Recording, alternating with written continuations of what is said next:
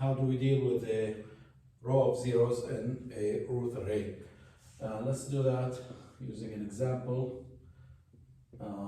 Let's say we have a polynomial s power 4 plus s power 3 plus 3s squared plus 2s plus 2.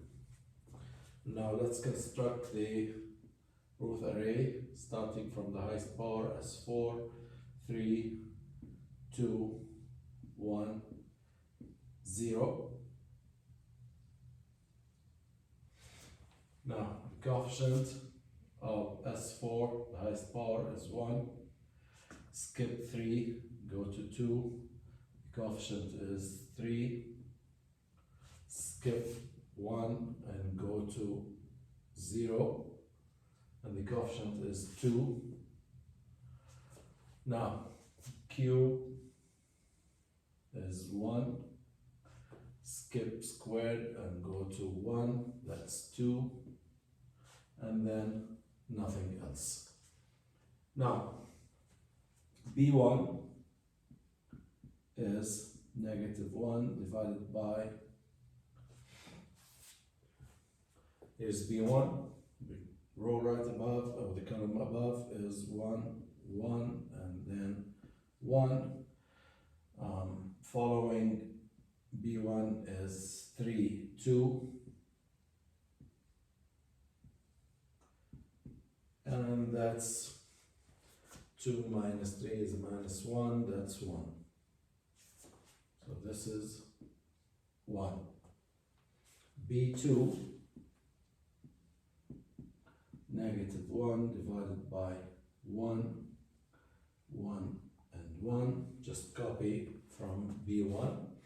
And then here's B2, and the following column is 2 and 0.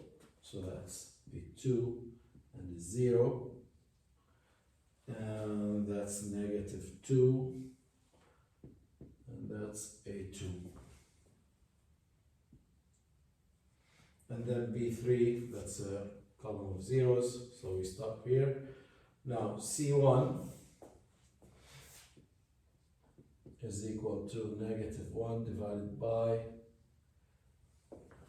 here's C1, the column above is 1 and 1, so that's 1, 1, and the 1 goes up here, and the following column, C1, is 2 and 2, and that evaluates to 0, 2 minus 2.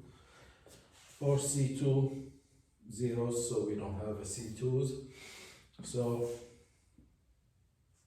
this is a 0, and here this is a row of zeros. So what do we do in this case? In this case, I will look at the row above the row of zeros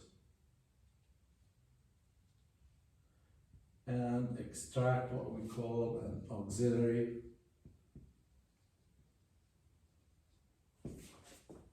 polynomial.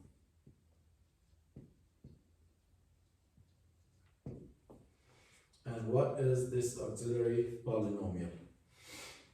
The power of s of this row, the highest power is 2. So this is 1 times s power 2.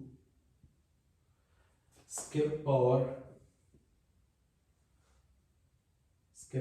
s1, come to s0, coefficient of s0 is 2. So the auxiliary polynomial QA is basically s squared plus 2. Okay, because when you construct an array, a Routh array, there's always a power skip. So if this is s squared, skip s1, and this is s0. So s squared plus 2 s0, and this is the auxiliary polynomial. So what I'm going to do is take the derivative dqa by ds derivative is 2s, and replace the row of zeros by the coefficients of the derivative of the auxiliary polynomial. Replace the row of zeros by the coefficients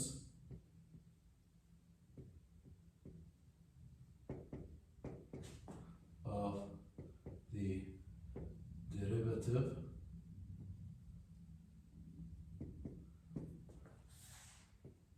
of the auxiliary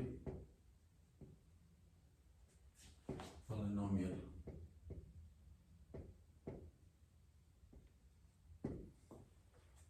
So this is how we handle special case 2. Extract an auxiliary polynomial, which is the row right above the row of zeros. Take the derivative and then replace the row of zeros is s power 1, and here's s power 1, and the coefficient is 2. So this is replaced by 2. And proceed. Okay. So we have the b's, the c's, and d1 is equal to -1 divided by, here's d, and the column right above d is now 1 and 2. 1, 2, 2 goes out here, and the column right after is 2 and 0. And that's -4, +2. So this is a 2.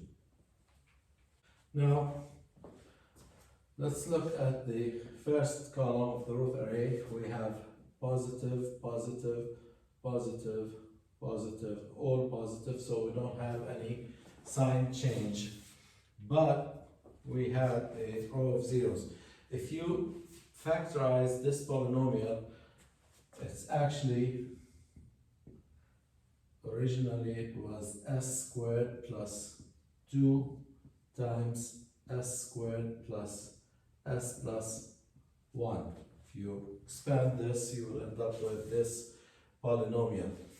And as we said, to have a row of zeros, a polynomial or part of the polynomial has to be even, and here's this even part of this polynomial.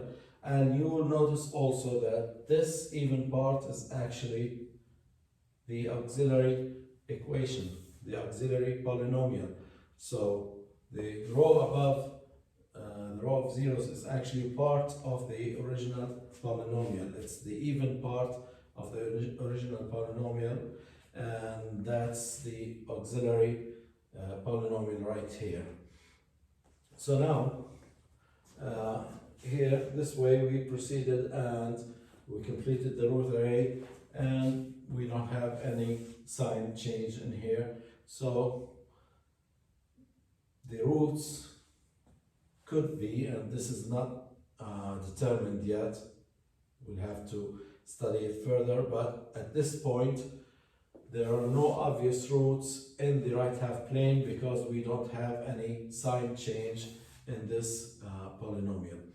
The roots, although we have a row of zeros, we have an auxiliary polynomial.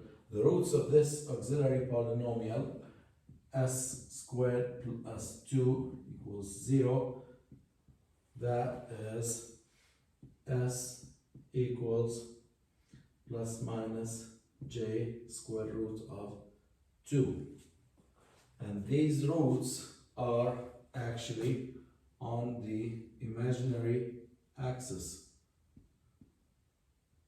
So that means a system with this polynomial as a characteristic equation it has an auxiliary equation, it will have no positive roots, but the roots of the auxiliary polynomial, which is part of the polynomial, and the roots of the auxiliary polynomial are actually part of the roots of the complete polynomial, and these roots in this case are imaginary. So that means if this was a characteristic equation, the system would be marginally stable.